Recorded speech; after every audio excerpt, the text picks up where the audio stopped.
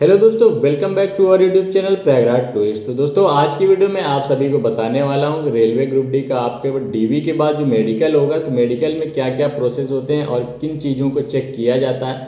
तो सारी डिटेल्स आप सभी को इस वीडियो में मिलने वाली है, तो वीडियो को लास्ट तक जरूर से देखिएगा जिससे आप सभी को पूरी मेडिकल की डिटेल्स मिल सके। और इसके बाद भी अगर यदि आपके मन में कोई क्वारीज रहती है तो आप टेलीग्राम चैनल ज्वाइन कर सकते हैं, वहाँ पर भी पूछ सकते हैं। साथ ही इस वीडियो में कमेंट कर सकते हैं, आप सभी को रिप्लाई मिल जाएगा। तो चलिए आज की वीडियो को स्टार्ट करते हैं। सबसे पहले दोस्तों हम लोग बात करते हैं डीवी के बाद आप सभी जो एडमिट कार्ड होता है मेडिकल के लिए, वो तो आपको डीवी जैसे ही कंप्लीट होता है आप सभी को इंस्टेंट ही एक मेडिकल एडमिट कार्ड मिल जाएगा। उस एडमिट कार्ड को ले करके आप जो है रेलवे के हॉस्पिटल जाएंगे। जिस जोन में जिस जगह पे आपको भेजा जाएगा वहीं पे आप सभी को जाना है। जैसे कि मॉर्निंग की फर्स्ट शिफ्ट या सेकंड शिफ्ट में हो जाती है तो आप सभी को थोड़ा दूर भेजते हैं, और अगर थर्ड शिफ्ट या फोर्थ शिफ्ट में होती है तो आपको आसपास ही या तो उसी जगह पे ही भेजते हैं जो वहाँ का रेलवे हॉस्पिटल होता है। तो इस तरह से आपको यहाँ पे एडमिट कार्ड मिल जाते हैं मेडिकल के लिए। और साथ ही आपको जो है 2 से 3 दिन की व्यवस्था करके पूरी चलनी होती है। डीवी से लेकर के मेडिकल तक मान के चलिए कम से कम आपको 4 दिन तो चाहिए ही चाहिए, और हो सकता है 2 दिन में भी हो जाए, लेकिन मिनिमम मान के चलिए 3 से 4 दिन तो लगने ही लगने हैं टोटल इस प्रोसेस में डीवी और मेडिकल। सो आप अपनी व्यवस्था करके चलिए, ऐसा एडमिट कार्ड में ऑलरेडी लिखा ही होगा। तो और पैसे वगैरह भी आप रख लीजिएगा जो आपको सही लगे कि कितना यूज़ हो सकता है। और हो सके तो एक गार्जियन को ज़रूर से लेना है जो आपसे बड़े हैं, जैसे कोई बड़े भैया हों, पिताजी हों, तो ज़रूर से उन्हें साथ रखिए क्योंकि काफ़ी हेल्प मिलती है। आप अकेले सारी चीज़ों को मैनेज नहीं भी कर सकते, तो इसलिए एक गार्जियन या बड़े को ज़रूर से रखिएगा। मेडिकल के लिए आप सभी जा रहे हैं तो आपको रिलैक्स रहना है, क्योंकि मेडिकल में यही आपका जो टेंशन या आप जो आप अंदर से एक्साइटेड होते हैं तो ये सारी चीज़ें थोड़ा सा इशू बनती हैं, लेकिन आपको रिलैक्स रहना है, इन चीज़ों को ध्यान से रखिएगा।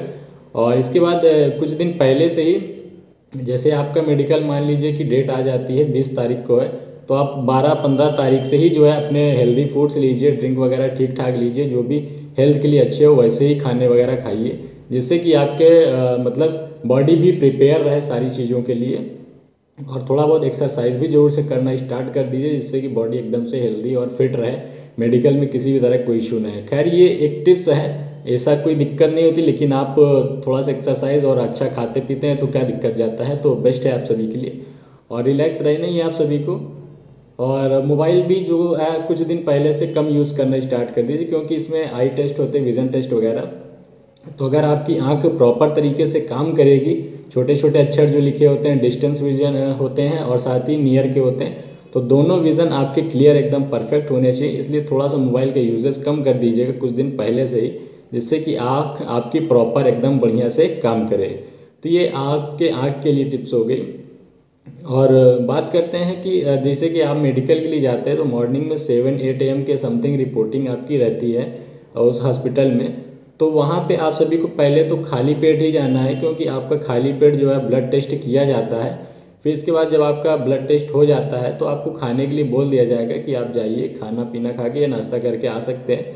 तो आप जाइए थोड़ा बहुत नाश्ता करिए, और नाश्ता करने के बाद आप सभी का फिर से जो है ब्लड टेस्ट होता है और यूरिन टेस्ट होता है। एक डिब्बी दी जाती है, उसी पे आप सभी को यूरिन सैंपल देने होते हैं, और साथ ही थोड़ा सा ब्लड आप सभी से लिया जाता है उसको टेस्ट करने के लिए।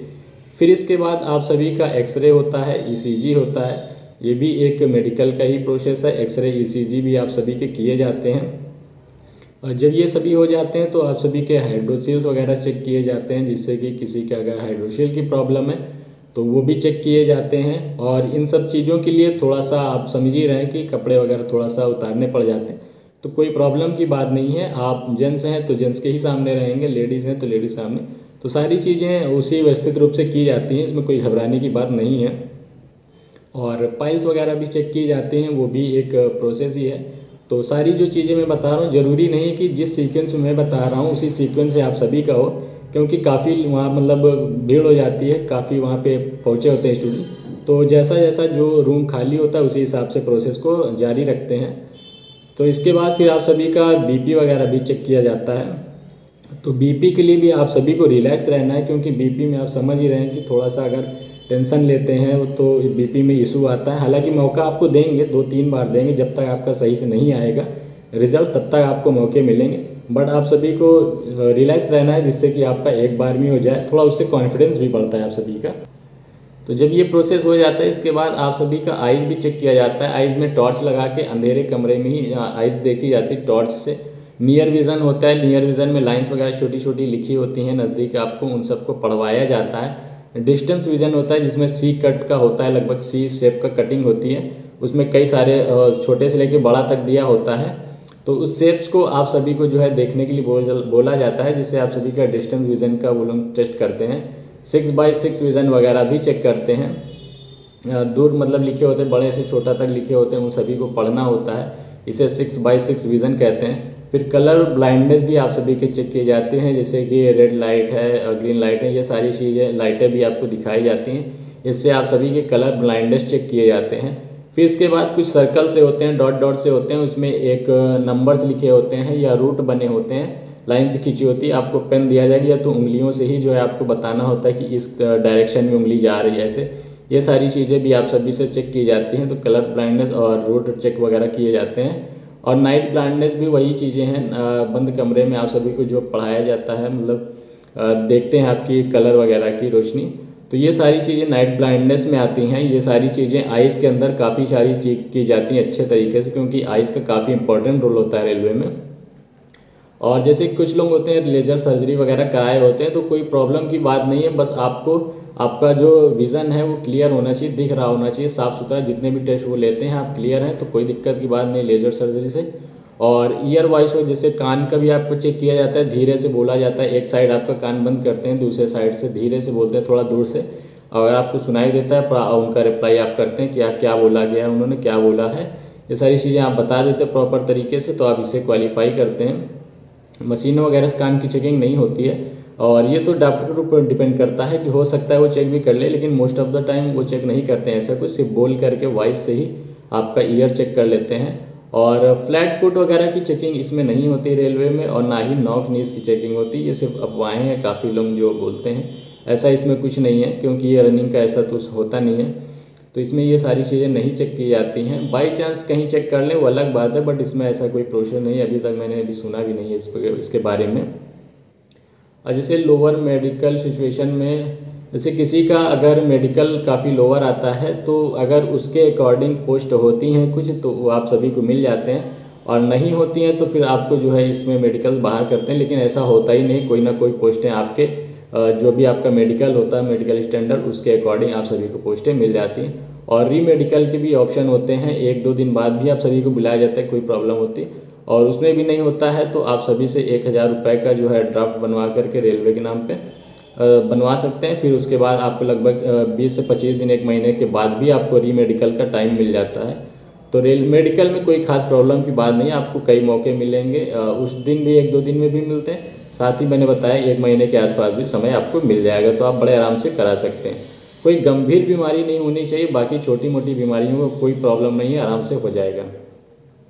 ऑपरेशन वगैरह बॉडी में आपके किसी पार्ट में हुआ है, कट्स वगैरह के निशान बने हैं, तो कोई दिक्कत की बात नहीं है। और ना ही आप सभी को इन सारी चीज़ों, कोई भी अगर आपके अंदर प्रॉब्लम है किसी भी तरह की, तो आपको बताने की जरूरत नहीं। हाँ, सीरियस बहुत प्रॉब्लम है तो आप बता सकते हैं, बट अगर छोटी मोटी प्रॉब्लम है तो उन्हें बताने की जरूरत नहीं कि मेरे यहाँ टैटू बने या मेरी ये कट्स के निशान बने हुए, यहाँ ऑपरेशन हो, तो कोई भी बताने की जरूरत नहीं।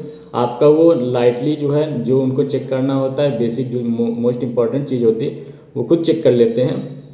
कुछ चीज़ें आप जो सोचते हैं कि बता देते हैं, बहुत सीधे बनते हैं, तो बताने की जरूरत नहीं है, वो चेक करेंगे। वो अगर आप उनको मिलती हैं कमियां तो फिर आप बताइए, डिस्कस करिए, उसको समझने की कोशिश करिए, मैनेज कर लीजिएगा, लेकिन आपको अपने से ज़्यादा बताने की जरूरत नहीं है। और छोटी मोटी इशू तो खुद ही वो जो है निगलेक्ट करते हैं, तो इन सब चीज़ों का आप ध्यान रखिएगा। और रिपोर्ट जनरली डॉक्टर बताते नहीं, वो बोर्ड को भेज देते हैं, बताते नहीं। कुछ लोग होते हैं जो अच्छे नेचर से वो इंस्टेंट बता देते, बेटा ये प्रॉब्लम है, ये आप सही करा लो, या कल आ जाओ या कुछ दिन में आ जाओ, जो भी चीज़ें सारी प्रोसेस बताएंगे। सो डॉक्टर रिपोर्ट बताएं तो ठीक है, नहीं बताते हैं तो भी कोई प्रॉब्लम की बात नहीं है। आप अपने कॉन्फिडेंस में रहिए, अपने आप मेडिकल को फिट रखिए, अभी समय है तो कोई दिक्कत की बात नहीं, आप अपना मेडिकल फिट रखिए पहले से। तो आई होप आप सभी को लगभग मेडिकल से रिलेटेड सारी क्वारीज क्लियर हो गई होंगी। फिर भी अगर कुछ क्वारीज होती हैं मेडिकल से रिलेटेड, जो कि रेलवे होती है मेडिकल, तो आप मुझे कमेंट कर सकते हैं। साथ ही टेलीग्राम चैनल की लिंक आप सभी को डिस्क्रिप्शन बॉक्स में मिल जाएगी। आप वहाँ ज़रूर से ज्वाइन हो जाएगी। वहाँ पे सभी रेलवे के एक्सपीरियंस है, तो आपको काफ़ी वहाँ पे हेल्प मिलेगी, एक दूसरे से सजेशन मिलेंगे और जो भी क्वारीज होती है सॉल्व हो जाएंगी। बाकी मैं ऑलरेडी एक्टिव रहता हूँ, सो आप सभी के सभी क्वारीज के सॉल्यूशंस मिल जाएंगे। तो आई होप आप सभी को आज की वीडियो अच्छी लगी तो लाइक कीजिए, चैनल सब्सक्राइब करके बेल नोटिफिकेशन ऑन कर लें और टेलीग्राम चैनल जरूर से ज्वाइन कर लीजिए। तो चलिए फिर मिलते हैं नेक्स्ट वीडियो में। Thank you, bye.